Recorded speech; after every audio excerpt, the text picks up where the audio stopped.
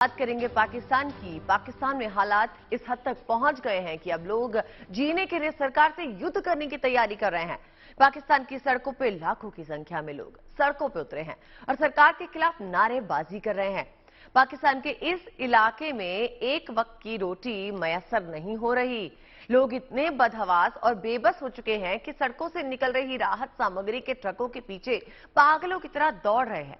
सरकारी खजाने में महज कुछ दिन और देश चलाने के पैसे बचे हैं, लेकिन इसके उलट लोगों के दुख, दर्द और बेबसी की परवाह से कोसों दूर सत्ता में बैठे पाकिस्तान के हुक्मरान एक बार फिर चुनाव कराने के फैसले पर जोर दे रहे हैं।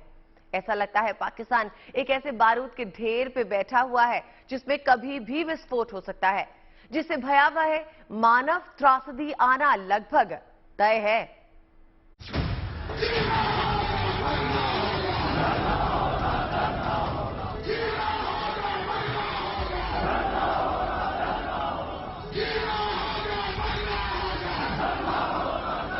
नारेबाजी और आक्रोश की ये तस्वीरें गिलगिट बाल्टिस्तान की।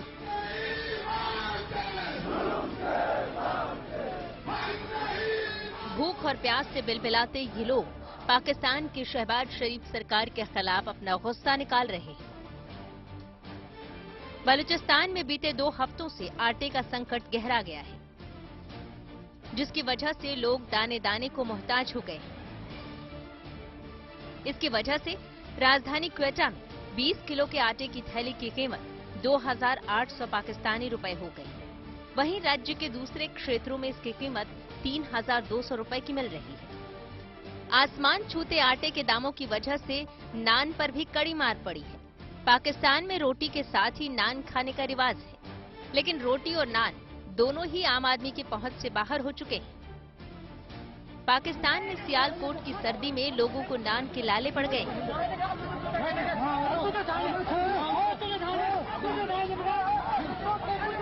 पहले जो नान 25 रुपए में मिलता था, अब वो 30 रुपए में मिल रहा है, और जो रोटी पहले 20 रुपए में मिलती थी, अब उसके दाम बढ़कर 25 रुपए हो गए हैं। पंजाब हुकूमत खुदा कुछ तो हम पर रहम करो।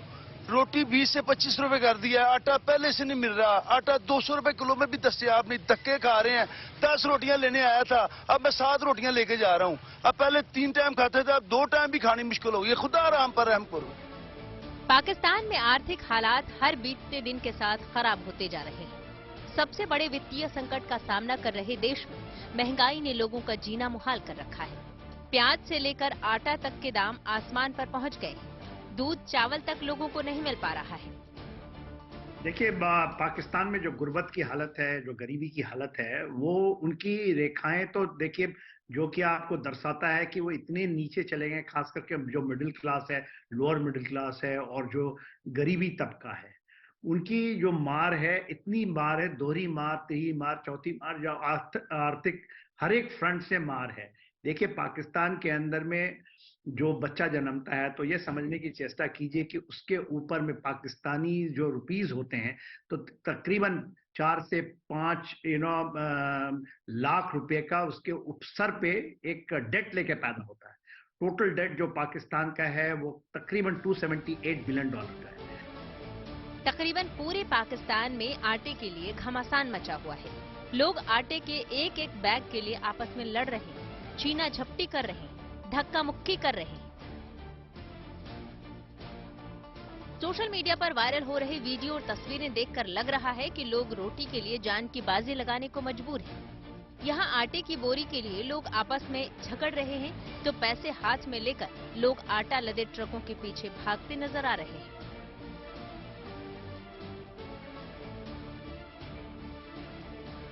सस्ते आटे के लिए लंबी लंबी कतारों में लगे लोग अपनी बारी का इंतजार करते नजर आ रहे हैं, लेकिन इसके बावजूद उन्हें ये पता नहीं है कि उन्हें ये सरकारी आटा मिल पाएगा या नहीं।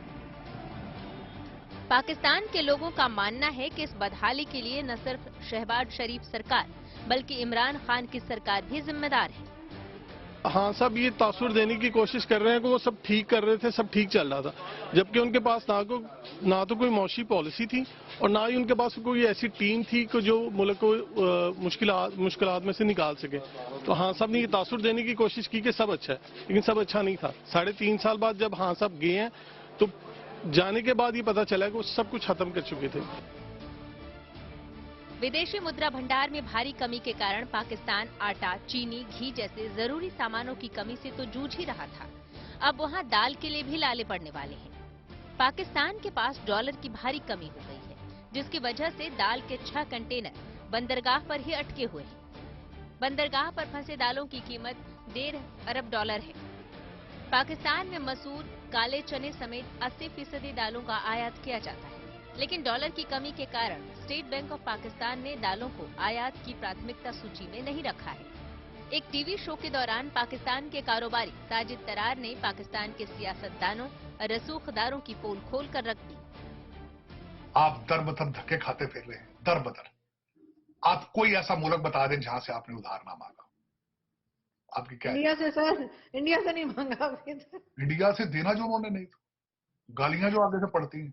सर ट्राई तो करना चाहिए था, क्या पता मोदी जी दे ही देते। क्या पता दे दें वाकई। वैसे मेरा तो उनको मशवरा है कि इनसे कुछ शर्तें वर्तें तय करके इनको कर्जा दे दें। उसकी वजह ये है, और जब यहाँ ये शरारतें करेंगे उनकी तरक्की भी नीचे आ जाएगी। लेकिन ये कि बांग्लादेश आगे, आज तो मजे की बात है, मैंने आज एक इस सब्जेक्ट पे मैं डिस्कशन किसी के साथ कर रहा था। कहते पहले किसी ने मुझे कहा 5 लाख से $1.5 मिलियन डेली डॉलर जा रहा है अफगानिस्तान के अंदर। तो जब मैंने अफगानिस्तान की करेंसी देखी तो 80-85 अफगानी करेंसी का $1 है, आपका 280 रुपए का डॉलर। मिल फिर भी नहीं रहा सर, कह दिया इन्होंने। लोगों अगर अमेरिका भी जा रहा होगा तो 1200 देंगे सिर्फ। इस्लामाबाद, आरजू इस्लामाबाद की हर बेसमेंट में डॉलर पड़ा है, इस्लामाबाद की हर बेसमेंट के अंदर यूरो पड़ा है। और ये बड़ी बड़ी ताकतवर कौम है, बहुत ताकतवर। कोई एक भी V8 कम हुआ है, मैं आज भी शर्त लगा देता हूं सरीना चले जाएं, उनका बफे आज बात चल रहा होगा। और बैठने की जगह नहीं होगी। इस्लामाबाद गाड़ियां भी तो बुक कराई हैं गवर्नमेंट ने, 100, 150 या 200 के करीब लग्जरी कार्स जो बुक कराई हैं, उसका पता है आपको? हाँ, मैंने उसकी बस मर्सिडीज गाड़ियां सुना था किसी ने। ठीक चाहिए भाई, जाहिर है अमीर कौम है। आप तो लॉर्ड है ना, लॉर्ड है आप तो, जाहिर है आप तो फिर मर्सिडीज में ही सफर करेंगे ना आप लोग। ये तो मरेंगे, आटे के थैले लेते तो मरेंगे हम। लेकिन पाकिस्तान के पूर्व प्रधानमंत्री इमरान खान को देश में आसमान छूती महंगाई से कोई लेना देना नहीं है। इमरान का मानना है कि अगर पाकिस्तान को बचाना है तो चुनाव कराना जरूरी है। एक रिपोर्ट के मुताबिक जनवरी 2022 में 1 किलो प्याज की कीमत करीब 37 रुपए थी, तो जनवरी 2023 में बढ़कर 220 रुपए प्रति किलो बिक रही है। वहीं बॉयलर चिकन की कीमत 210 रुपए प्रति किलो से 383 रुपए प्रति किलो पर पहुंच चुकी है। इसके अलावा नमक का दाम 32 रुपए प्रति किलो से 49 रुपए प्रति किलो हो गया है। बासमती चावल की कीमत साल भर में 100 रुपए से बढ़कर 146 रुपए प्रति किलो। सरसों के तेल का दाम 374 रुपए प्रति लीटर से उछलकर 532 रुपए और दूध की कीमत 114 रुपए प्रति लीटर की जगह 149 रुपए प्रति लीटर पर पहुंच गया है। महंगाई का आलम यह है कि गेहूं की रोटी के थाली से गायब होने पर लोग ब्रेड का सहारा लेने लायक भी नहीं, क्योंकि पाकिस्तान में खाने पीने की चीजें आम आदमी की पहुंच से बहुत दूर जा चुकी है। जो है जनवरी का, जब ये IMF की पूरी कंडीशनलिटीज मानेंगे तो वो जो बोझ अब आवाम के ऊपर पड़ने लगा है, पहले तो इसका सामना करें। वो बजट तो दूर है अभी। तो मेरा ये ख्याल ये है कि ये मुल्क को अगर जल्दी से कोई लोगों के सामने ये जो स्टीम बढ़ती जा रही है, इलेक्शन के जरिए ना निकली, तो ये सड़कों के ऊपर श्रीलंका टाइप सिचुएशन हो जाएगा। पाकिस्तान में महंगाई के ये आंकड़े इस बात की गवाही दे रहे हैं कि लोग खाने पीने के लिए किस तरह मोहताज होते जा रहे हैं। रिपोर्ट्स की माने तो जगह जगह आटे के लिए लड़ाई हो रही है और बिरयानी की प्लेट के लिए फसाद हो रहा है।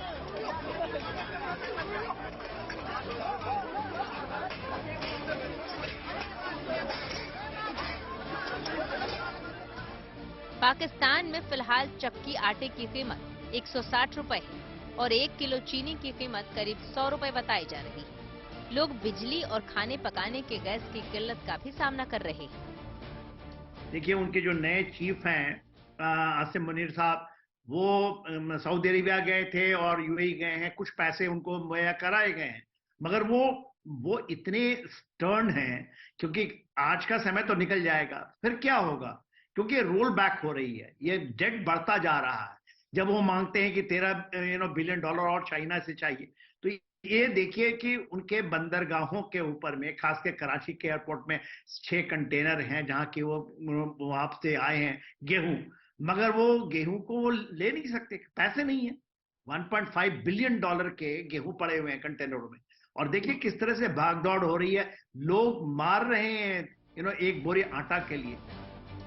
बता दें कि पाकिस्तान को पिछले कुछ दिनों में बाढ़ से हुई तबाही से उबरने के लिए काफी पैसा मिल चुका है, लेकिन जिस तरह से पाकिस्तान की आर्थिक हालत खराब दिख रही है, इससे साफ है कि पाकिस्तान दिवालिया होने के रास्ते पर चल पड़ा है। Bureau report, good news today.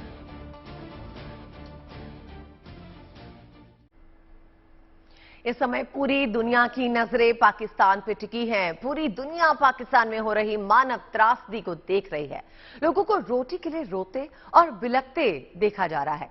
वहीं पाकिस्तान अपनी आवाम की परेशानियों से बेपरवाह आतंकी साजिश को अंजाम देने की फिराक में है। पाकिस्तान में दुनिया के सबसे बड़े आतंकी ट्रेनिंग कैंप हैं, जिसे उसकी खुफिया एजेंसी ISI चलाती है और दुनिया भर के आतंकी संगठनों को न्यूक्लियर वेपन सप्लाई करती है।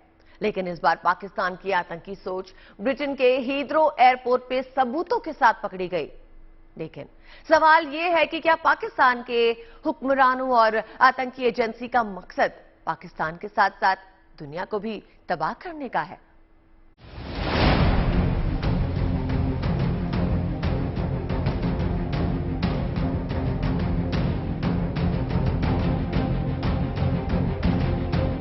पाकिस्तान की परमाणु ताकत को लेकर भारत को जो डर था, वो सच साबित हुआ।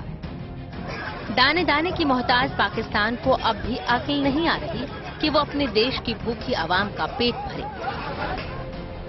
पाकिस्तान की परमाणु शक्ति को लेकर भारत अक्सर चिंता जताता रहा है।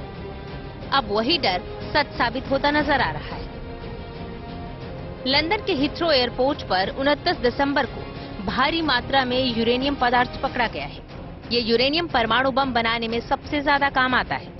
चौंकाने वाली बात है कि यूरेनियम से भरे जिस पैकेज को पकड़ा गया, वो पाकिस्तान से ब्रिटेन बेस्ड ईरानी फर्म के कुछ लोगों के पास भेजा गया था। ये पैकेज पाकिस्तान से खाड़ी देश ओमान के जरिए फ्लाइट से भेजा गया था, जिसे ब्रिटेन में इसके ठिकाने पर पहुंचने से पहले ही पकड़ लिया गया।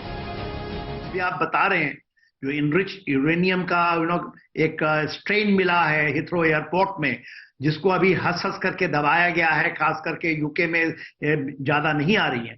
ये ओमान के रास्ते से गया था, ओमान एयरलाइंस के थ्रू वो हीथ्रो पहुंचा था, हीथ्रो से माने लंदन, और लंदन से यूरोप से वो फिर वहां पर उन लोगों को, मेरे ख्याल से ईरान के लिए कंसाइनमेंट थी कि ईरान को बेचना चाहते हैं। ईरान भी अपने इनरिचमेंट के लिए, यूरेनियम के इनरिचमेंट के लिए बहुत जद्दोजहद कर रहा है। सब तरफ से वो चाहता है कि उसको मिले, क्योंकि वो भी परमाणु शक्ति बनना चाहता है। सूत्रों की माने तो यूरेनियम से भरा हुआ ये पैकेज पैसेंजर प्लेन से भेजा गया था। सिक्योरिटी जांच के दौरान इस खतरनाक माल को पकड़ लिया गया। यूरेनियम के पैकेज को पकड़ते ही इसे अलग थलग एक कमरे में बंद कर दिया गया और तुरंत काउंटर टेरर पुलिस को इस बात की सूचना दी गई, जिसके बाद ये कार्गो कहां से भेजा गया, इसकी जांच शुरू कर दी गई। जांच के दौरान फोर्स को पता चला कि यूरेनियम ब्रिटेन बेस्ड एक ईरानी फर्म में भेजा जाना था। हालांकि ये किन लोगों को भेजा जाना था, इस बात का खुलासा अभी नहीं हो पाया है और न ही फोर्स ने अभी तक इस मामले में किसी को गिरफ्तार किया है। तो और इसके ऊपर में ये पूरा का पूरा ये स्कैंडल है, स्कैंडल गेट है। वहां के बहुत सारे हुक्मरान हैं, उनके बहुत सारे फौजीज हैं, बहुत सारे जो साइंटिस्ट, सो कॉल्ड साइंटिस्ट हैं, जो चोरों का एक जमात है, वो इन चीजों को करता है। और भारत का जो ये मानना था, देखिए हम लोग परमाणु में कब गए थे, 98 में हम परमाणु जब हमने किया, और उन्होंने भी इसी के बाद थोड़े दिनों के बाद, कुछ सप्ताहों के बाद उन्होंने भी परमाणु परीक्षण किया और हम उस क्लब में आ गए। मगर वो किसी भी हालत में, वो एक जो कहते हैं रिस्पॉन्सिबल 9 देशे हैं, जो है परमाणु का मटेरियल है जिसमें यूरेनियम, इनरिच यूरेनियम का बहुत होता है, वो कहीं टेररिस्ट के हाथ ना लग जाए। और किसी देश को भेज रहे हैं, ये क्या ठिकाना है कि ईरान के लिए जा रहा हूं? क्यों नहीं है ये सीरिया में, यमन में टेररिस्ट के हाथ में भेज रहे हैं, जहां पर एक टैक्टिकल न्यूक्लियर या एक डटी बम की बात होती है, उस डटी बम का क्यों नहीं यूज होगा? डटी बम का ही तो एक डिबेट है, तो हो सकता है ये डटी बम। तो पाकिस्तान को केवल नहीं, पूरे विश्व के अंदर में उनको कैटेगरी में खड़ना है। टेररिज्म के बाद यदि उनको लाना है, और इसकी संज्ञान जो मल्टीपोलर जितनी भी है, यूएन की हो या चाहे एटॉमिक इंटरनेशनल एटॉमिक फोरम्स हैं, उसके अंदर में इनको संज्ञान। एक तरफ पाकिस्तान और दूसरी तरफ उसका आका चीन, ये दोनों मुल्क ऐसे हैं जो कभी भी अपनी आतंकी और विस्तारवादी सोच से अलग सोच ही नहीं सकते। इनके हर कदम और फैसलों में आए दिन इसी बात की झलक दिखती रहती है। लेकिन चीन की इसी दादागिरी पे फुल स्टॉप लगाने के लिए जापान और अमेरिका एक साथ आ खड़े हुए हैं। दोनों ही मुल्कों ने चीन की विस्तारवादी हरकतों पे लगाम लगाने के लिए जापान में मरीन यूनिट तैयार करने का फैसला किया है। माना जा रहा है कि अमेरिका और जापान के इस फैसले के बाद चीन दहशत में आ गया है।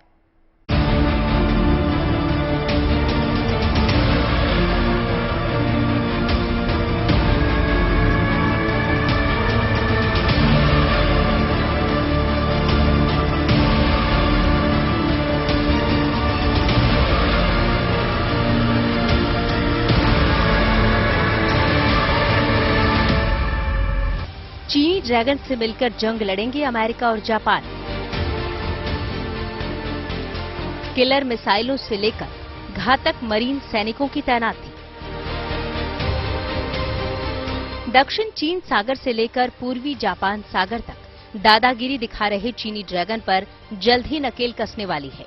चीन को सबक सिखाने के लिए अब अमेरिका और जापान ने हाथ मिला लिया है।